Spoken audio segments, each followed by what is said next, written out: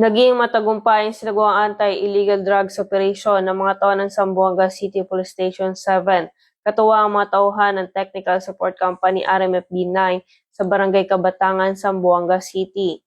Kinilala ng mga otoridad ang naarestong suspect na si alias Kimhar, 33 taong gulang, may asawa at residente ng Barangay San Roque, Zamboanga City.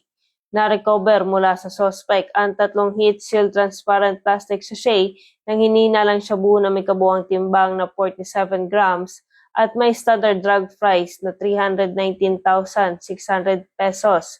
Nakuha rin ang isang 500 peso bill na ginamit bilang mark money sa operasyon. Agad na dinala sa Zamboanga City Forensic Unit 9 ang mga nakumpiskang ebidensya para sa kaukulang pagsusuri, habang ang suspect ay nasa kustudiya na ng Zamboanga City Police Station 7 para sa tamang dokumentasyon at disposisyon. Mula rito sa Zamboanga Peninsula, ako ang inyong PNN correspondent, Patrolwoman Joy Sabyog, alagad ng batas, tagataguyod ng Balitang Pulis.